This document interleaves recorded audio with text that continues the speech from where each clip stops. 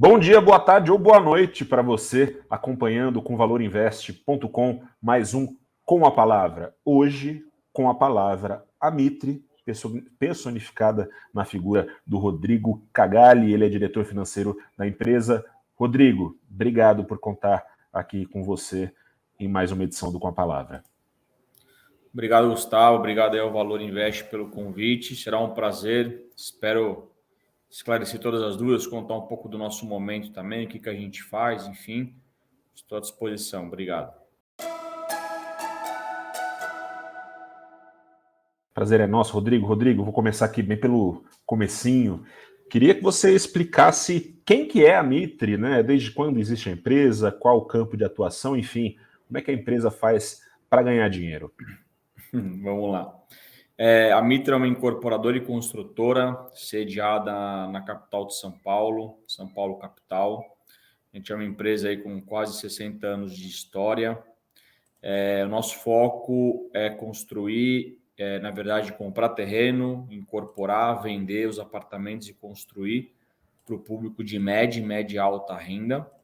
Então, a gente, na verdade, atua aí em imóveis na faixa de 500, 600 mil reais até lá seus 2, 3 milhões de reais. Esse é o nosso carro-chefe. A gente não faz, né, o Casa Verde e Amarelo, o antigo Minha Casa Minha Vida. E a gente 100% cidade de São Paulo. A gente já fez uma coisa ou outra fora aqui perto aqui de São Paulo, na Grande São Paulo, mas hoje a gente é 100% focado na cidade de São Paulo. A gente tem basicamente assim, a gente tem duas linhas de produto já muito bem estabelecidas e conhecidas na cidade de São Paulo. Uma chama Raízes, que é a nossa linha para média renda. Então, são os produtos aí que os apartamentos vão girar na faixa de 600 até seus 800 mil reais. E a outra linha chama House, e é uma linha que a gente atua no média e alta renda, que são os apartamentos que vão ali para cima de 1 milhão, 1,5 milhão de reais. Então, a gente trabalha com essas duas linhas. A linha Raízes, basicamente, é uma linha que a gente atua nos bairros um pouco mais secundários, tal como Zona Leste, Zona Norte da cidade. E a linha House, a gente atua numa região mais central, nos bairros mais próximos ao centro. Então, basicamente, assim, em linhas gerais, esse é o foco da companhia e a gente tem bastante expertise nessa faixa de atuação. Rodrigo, uma curiosidade, dos imóveis que vocês vendem, você consegue quantificar mais ou menos quanto desses imóveis é para morar ou quanto desses imóveis são vistos como um investimento pelos compradores? Vamos lá. A história da companhia, essencialmente, a gente faz imóvel para consumidor final, tá? Para família. Tá. Então, a gente sempre fez imóveis lá na faixa de 2, 3, 4 dormitórios, que é aquele cara que casou, teve filho, quer dar um upgrade no apartamento dele e tudo mais. Mais recentemente, por conta do plano diretor aqui da cidade de São Paulo, as incorporadoras elas têm um benefício, né, de construir 20% do total em unidades chamadas não residenciais, que hoje em dia popularizou como tal do estúdio, né? Sim. Então, a gente obviamente acaba fazendo uso desse benefício e acaba construindo também essas unidades. E aí sim, os estúdios, ele acaba tendo um apelo mais para o investidor, tá? Então, eu te diria que assim, de maneira geral, 80% do nosso portfólio é voltado para o consumidor final. A gente tem sim um outro investidor que acaba comprando esses apartamentos maiores, mas o principal é o consumidor final. E 20% acaba sendo um pouco mais majoritário o investidor. Na linha Raízes, o compacto acaba também tendo mais consumidor final, porque é aquele cara que eventualmente ele mora muito mais afastado da região central e aí ele consegue comprar um apartamento pequeno, mais próximo ao centro, que melhora a qualidade de vida dele. Já na linha House, que já é na região central, aí eu te diria que é 90% investidor que compra esse compacto. Agora, aproveitando já o gancho da gente falar um pouco de investimento, vamos mergulhar um pouco mais nisso. Uma das preocupações dos investidores quando compram ações não é só se a ação vai subir, mas se a empresa é boa pagadora de dividendo ou não. Eu queria saber como é que está hoje o programa de pagamento de dividendos da Mitre, Rodrigo. Vamos lá, Gustavo. A gente, historicamente, sempre distribuiu muito dividendos, mesmo enquanto companhia fechada. A gente abriu capital aí no começo do ano passado, em fevereiro de 2020. Logo depois a gente soltou nossa política de dividendos. A nossa política é distribuir pelo menos 50% do lucro de cada ano. A gente distribuiu 100% do lucro de 2020. Ontem a gente fez o nosso call aqui de resultados. Ontem, só para quem está nos vendo, dia 10/11 de 2021, a gente fez o nosso call de resultado. E a gente anunciou também distribuição de 100% dos lucros acumulados até o terceiro trimestre de 2021. Então, pelo menos 50%, mas agora, nesses últimos casos recentes, a gente distribuiu 100%. E a gente entende que o mercado de incorporação, aqui é uma filosofia nossa, ele não é um mercado escalável, não é aquela coisa de quanto maior for a empresa, melhor ela será, né? Porque existe toda uma complexidade no mercado de incorporação, é um ciclo muito longo. Então, a gente imagina um tamanho ótimo para a companhia de lançamentos da ordem de 1,5 a 2 bilhões ano, e assumindo isso, que a gente vai manter a empresa neste patamar, a gente consegue também, obviamente, distribuir dividendos, porque eu não preciso ficar carregando um caixa muito alto dentro da companhia. Por isso que a nossa política é pelo menos 50%, mas quando nos permitir, a gente vai avançar um pouco, como a gente fez recentemente. Rodrigo, vou partir agora para um bloco de oportunidades. É um bloco que a gente sempre faz com as empresas. Antes eu queria eu trouxe aqui alguns números para falar do momento da empresa e também da ação da Mitre. A ação, desde do IPO, né, da estreia da empresa na Bolsa em fevereiro de 2020. A ação começou negociada na altura dos R$20. O papel da companhia até aqui, hoje, dia 11 de novembro de 2021, já caiu 65%. Há poucos dias, no fim de outubro, tocou o vale histórico de R$ 5,82 no fechamento. Além disso, acabou de sair o balanço, né, da empresa no terceiro trimestre, com uma queda de 77% no lucro líquido em comparação anual. Dito isso tudo, voltando aqui, o bloco é de oportunidades, eu queria saber o que a Mitre tem feito, o que a Mitre tem buscado de oportunidade para correr atrás. Não dá para falar que é correr atrás do prejuízo, porque foi lucro que saiu, embora menor, mas para trilhar esse caminho de melhorar os seus números e também melhorar os números das ações. Ou seja, uma resposta tanto para quem está com o papel ainda na mão, quanto para quem vislumbra uma oportunidade de buscar ganhos com as ações da Mitre. Vamos lá, Gustavo. De fato, isso é algo que eu também sou responsável aqui pela área de RI, né, que é Relações com Investidores. Então, esse é um discurso aí que a gente tem dia sim aqui com o pessoal. Eu vou começar pela parte do lucro, que a gente acabou de divulgar resultado, e aí depois eu vou para essa questão das ações. Em relação ao lucro, só fazer uma observação aqui, que de fato o lucro contábil, né, que você citou aí, de fato ele teve uma queda um pouco mais expressiva, mas a gente tem destacado muito o lucro recorrente. Por quê?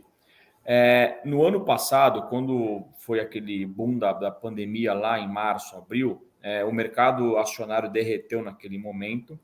E a gente fez uma operação que chama de Total Return Equity Swap. É uma operação que ela simula a compra das ações da companhia.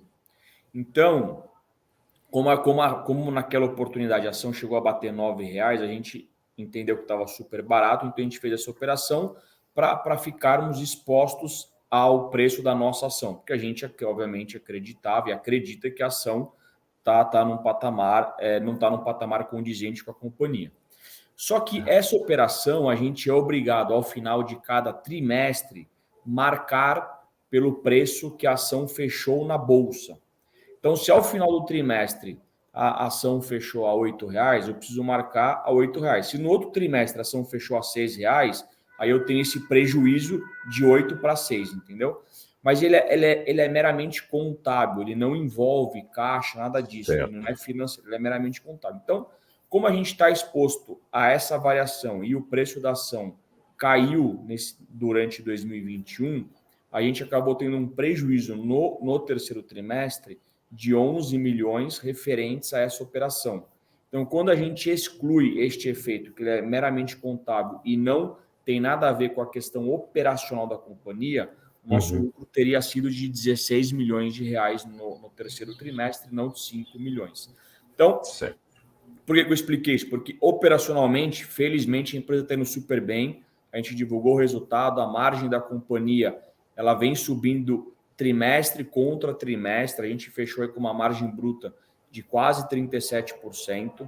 Mesmo num cenário de inflação, a gente vem conseguindo repassar preço nos nossos imóveis. Então, a gente vem entregando uma margem bastante positiva. A margem a incorrer, que a gente chama contabilmente de margem REF, é de 42,5%.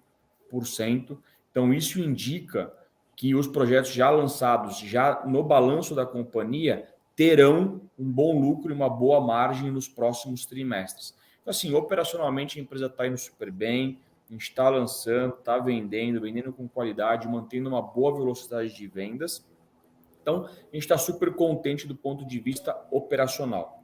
Em relação à ação, eu te diria que é muito mais um efeito macro do que micro, né? Certo.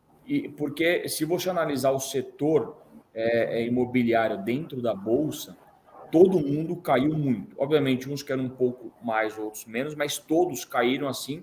E eu falo cair muito, é cair 30%, 40%. Sem exceção, todas as ações do nosso setor caíram, despencaram nesses patamares. Então, é muito mais uma questão macro, tem a ver com uma questão política, muito uma questão de juros, né? O nosso setor, quando os juros sobe, o setor cai, porque a gente acaba tendo uma dependência de um juros controlado para que as pessoas consigam crédito imobiliário, etc. Então, tendo crédito imobiliário num patamar bom, pressupõe que as pessoas vão comprar mais imóveis, as pessoas ficando mais otimistas com o país, elas também assumem dívidas de mais longo prazo, que é o caso de um crédito imobiliário. Então, a gente tem muito essa variação do humor relacionada ao macro. Mas o micro está indo super bem, não só a Mitre, mas o setor inteiro está indo super bem. Então, eu te diria que dando uma melhorada no humor do macro, a ação tende a subir, a recuperar com uma maneira até com uma certa velocidade, tá? Então, essa é a nossa visão em relação ao mercado acionário. E só para te trazer um número aqui, vendendo o peixe aqui da Mitre, hoje, por exemplo, a Mitre vale na Bolsa, então a gente está falando aqui, né, do dia 11 de novembro, hoje a Mitre vale na Bolsa algo em torno de 750 milhões de reais. A gente tem uma posição de caixa líquido, ou seja, já excluindo as dívidas, de 300 milhões de reais.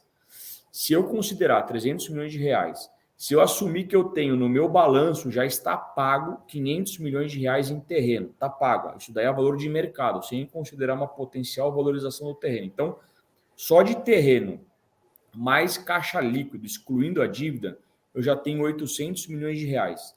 Então, se alguém comprar hoje 100% da Mitre, ele vai colocar R$0, porque ele compra a empresa, no mesmo dia ele já pega 300 milhões de reais em caixa líquido e já pega 500 milhões de reais em terreno.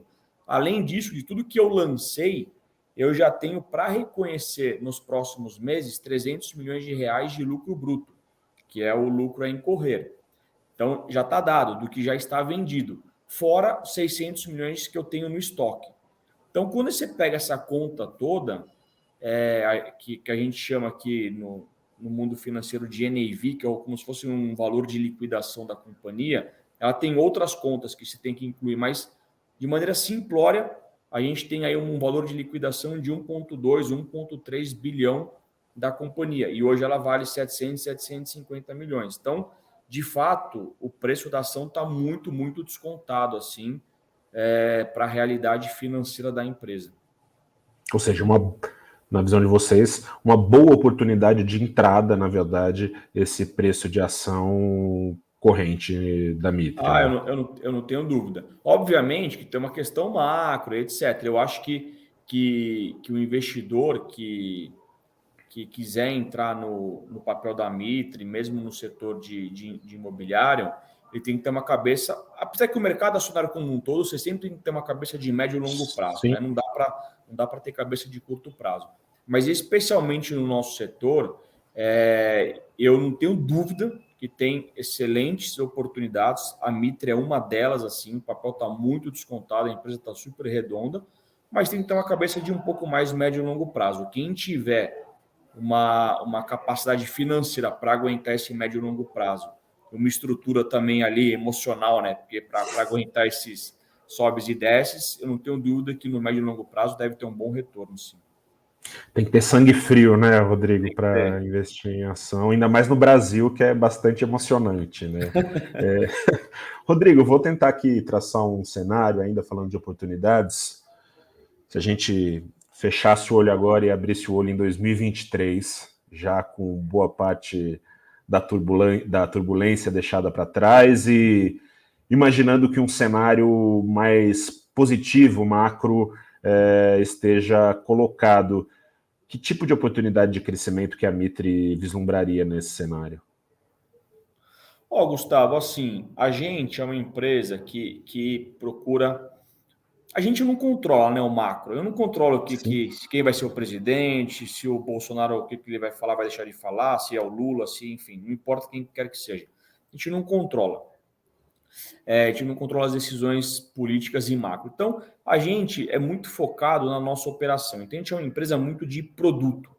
Então, o que a gente brinca aqui dentro é que, assim, eu preciso fazer um produto que seja a primeira escolha do nosso cliente em cada bairro que ele vá. Ponto.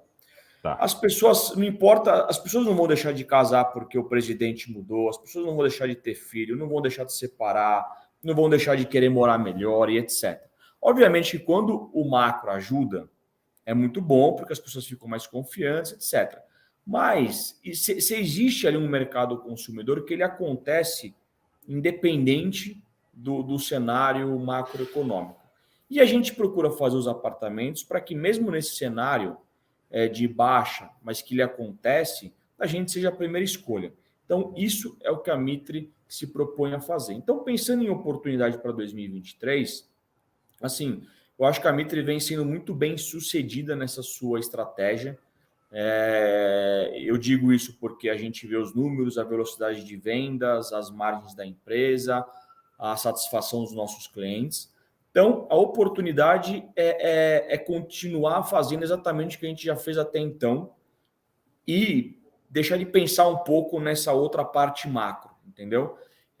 Eu acho que nesses momentos de mais volatilidade, abre-se as oportunidades, de fato. A gente, na crise passada, lá em 2015 e 2016, a gente cresceu naquela oportunidade. Eu acho que na crise surgem bons terrenos para serem comprados. Na crise, aquela empresa que não opera bem fica muito latente, que ela não opera bem e ela perde mercado, e é aí que você consegue ganhar mercado. Enfim, então, eu acho que para a Mitre, que é uma empresa que opera bem, tem um sentimento de dono, né? Hoje a gente é uma empresa que tem 25 executivos sócios da companhia, então é o famoso skin in the game, pele no jogo mesmo ali, sabe? Colocar. Então, eu acho que para uma empresa como a Mitre, que tem esse sentimento, que opera desse jeito, esse mercado muitas vezes mais volátil até gera mais oportunidades. E a nossa estratégia é isso, é lançar entre 1,5 e 2 bi por ano. O mercado de São Paulo, que é um mercado dinâmico, que tem essa resiliência. E aí eu acho que em 2023, na verdade, a gente vai estar até melhor do que a gente está hoje. Partindo agora para um bloco de riscos, Rodrigo, muito embora a gente foi falar de oportunidade, a cena está tão adversa que a gente acabou falando bastante de risco já, como você falou, enfim, e bem falou, a gente está num cenário turbulento, o que significa gato escaldado tem medo de água fria, né? No Brasil a gente está acostumado com essa história, significa risco fiscal elevado, inflação elevada. Essas duas coisas, mês a mês, vão se elevando mais, né? A gente está falando aqui no dia 11 de novembro, acabou de sair um dado de inflação de outubro negativamente surpreendente. Imaginava-se que o pico inflacionário seria em setembro, não foi. Diante disso, já se fala até em acelerar ainda mais a alta de juros no Brasil. 2022, agora dando um passo para trás nesse cenário que a gente projetou, não promete ser um ano necessário, pode ser, né? Tomara, mas um ano necessariamente mais calmo nessa direção, ou seja, juros devem continuar, pelo menos no começo do ano, subindo, que pode deprimir ainda mais o crescimento econômico, não necessariamente conseguindo ainda assim controlar a inflação para baixo da meta. Enfim, o cenário não é dos melhores. Como o investidor pode ter segurança de que a Mitre, já falou um pouco disso, mas de que a Mitre conseguirá aguentar esse tranco? Vamos lá, em relação à questão inflacionária, de fato, a gente teve uma importante inflação no nosso setor. Nossa inflação ela é medida pelo INCC, né, não pelo IPCA. Ele chegou aí a subir quase 18% no acumulado de 12 meses, então sim, foi bastante forte. A gente já vê uma certa estabilização no preço, né, dos insumos. Eu não acredito que ele vá recuar, mas ele deve estabilizar nesse patamar mais alto.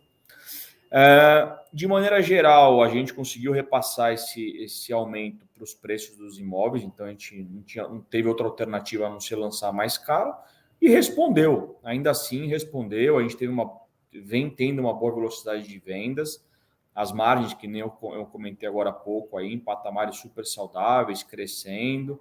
Então, eu acho que a gente chegou no equilíbrio. Obviamente, se tiver que subir muito mais, aí eu preciso ter crescimento econômico, as pessoas ganhando mais dinheiro, mais salário para acompanhar, senão vai chegar no limite. Sim. Mas assumindo que chegou numa estabilização, eu acho que a gente está num cenário aí ok para os próximos meses. Estou falando aqui, mas bem focado no setor de imobiliário.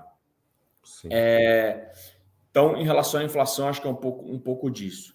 E o que a gente pode fazer, de fato, foi o que eu falei um pouco na pergunta anterior, é continuar focando nos nossos produtos. Assim, a gente não tem muita alternativa.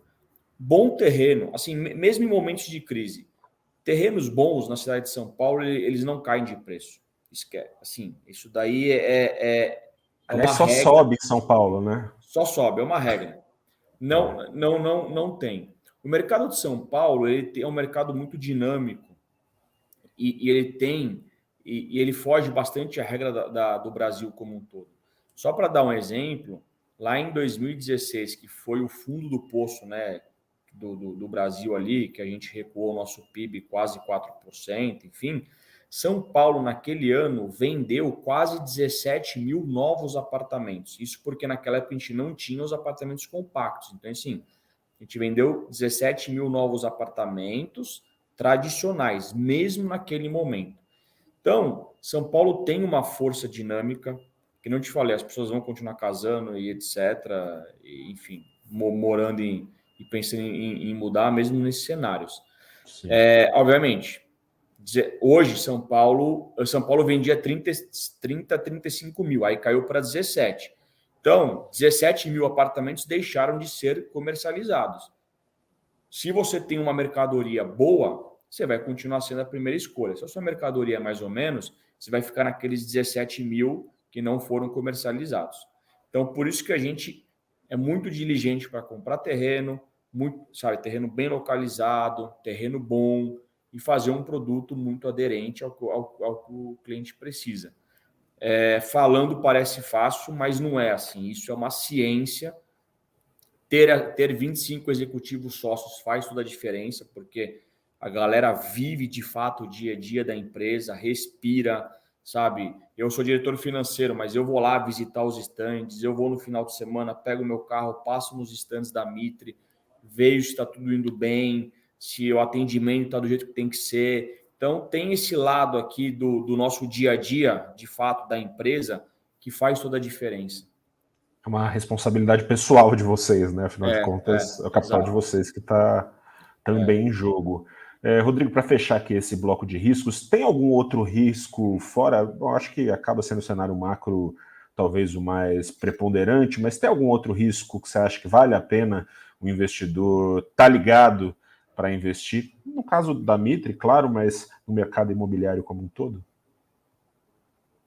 Olha, Gustavo, assim, o que eu acho é, assim, quem quer investir no mercado imobiliário, eu acho que tem que conhecer um pouco das empresas, porque o ciclo ele é longo, né? Entre a gente comprar um terreno e eu entregar o prédio, são 4, 5 anos. Então, nesse meio do caminho, muita coisa pode acontecer. Então, eu acho que quem quer investir é importante entender a empresa que está investindo. Porque quais são os riscos? Por exemplo, não adianta eu lançar muito bem e vender 100% do prédio no lançamento. Se depois, na hora de construir, eu atrasar a entrega, todo aquele movimento de lucro pode se reverter num prejuízo, porque eu atrasei a entrega, isso daí vai gerar distrato, vai gerar processo, reclamações e etc. Se eu não tenho uma boa engenharia, eu também lanço, aí eu estimo que eu vou construir a obra por X milhões de reais e aí eu entrego ela custando X mais Y. Então, todo aquele lucro que eu projetava vira um prejuízo. Então, eu acho que para quem, como esse ciclo é longo, eu acho que é importante as pessoas procurarem um histórico da companhia, sabe? Em relação à satisfação do cliente, se a empresa entrega uma boa mercadoria, se tem uma satisfação boa, se tem histórico contábil, isso daí é dado público, de estourar obra, o orçamento de obra, se tem histórico de atrasar obra, se tem histórico de ter muito processo por conta de problemas construtivos e etc. Então, eu acho que é importante quem quer investir no setor imobiliário olhar muito em detalhe esses aspectos operacionais da companhia, né? A ação é uma consequência, em algum momento ela vai estar menor ou maior, mas uma empresa que entrega um bom operacional, no futuro a ação vai convergir para o patamar condizente, entendeu? E felizmente tudo isso que eu contei aqui, se você puxar o histórico da Mitre, felizmente é excelente e a gente trabalha com muito afinco para continuar mantendo isso, né? Sim. Até se falou de histórico da Mitre, o investidor acaba muitas vezes olhando para o histórico da ação, né? E não tem essa noção das décadas da empresa. Queria aproveitar que se você pudesse falar um pouquinho sobre esse curto prazo, ou seja, o que mudou na Mitre? Por que a Mitre resolveu entrar no mercado de capitais?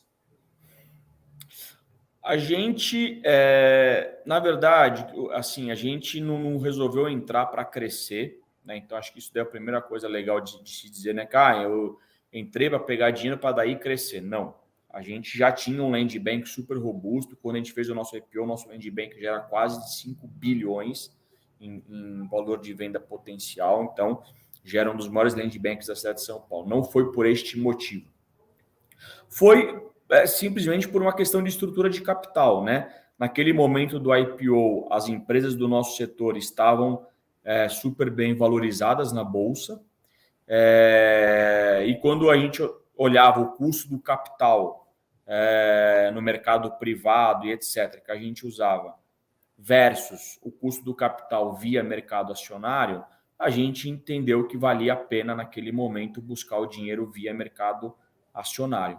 Foi simplesmente isso. Então, foi uma decisão de estrutura de capital. Hoje, no cenário atual, hoje a Mitre, por exemplo, não faria IPO, porque o mercado acionário não está valorizando o setor. Veio uma pandemia.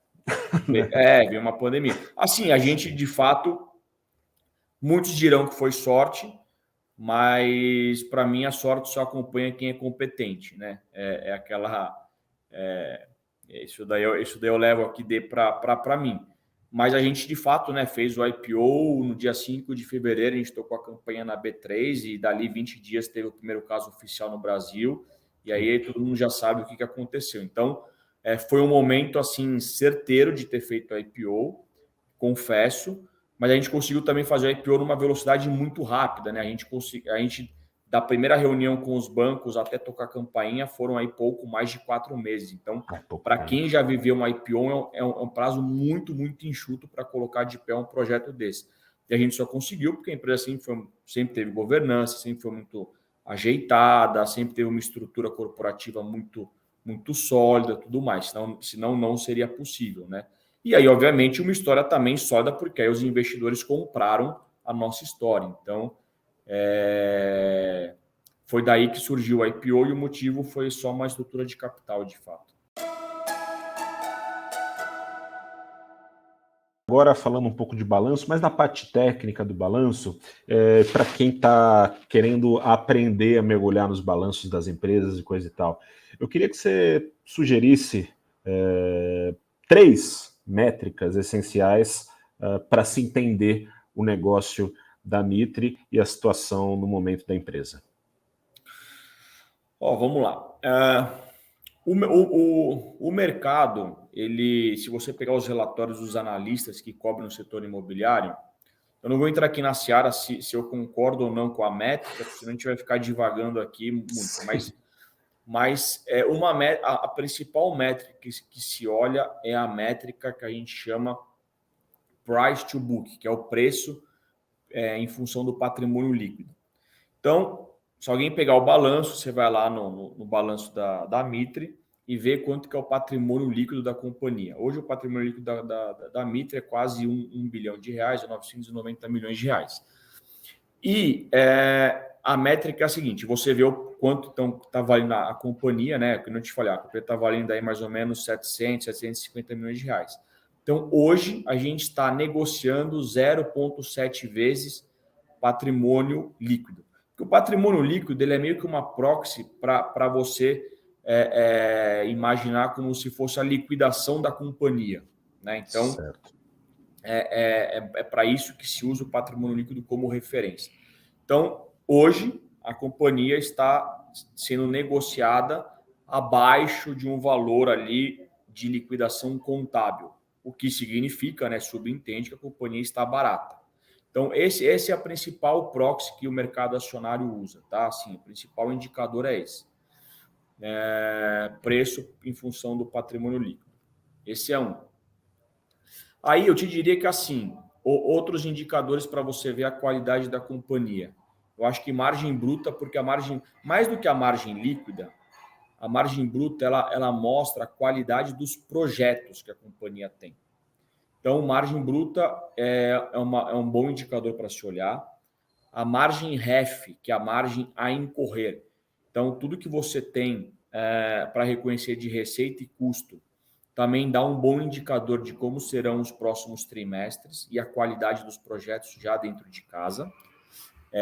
Eu te diria que são mais dois indicadores super importantes. E se você quiser um pouco além, eu acho que olhar a relação de despesas administrativas em função do volume de lançamentos é importante, que aí você vai ver se a empresa ela é eficiente do ponto de vista operacional, e olhar as despesas comerciais também em função do volume lançado para ver se também a empresa é eficiente do ponto de vista comercial.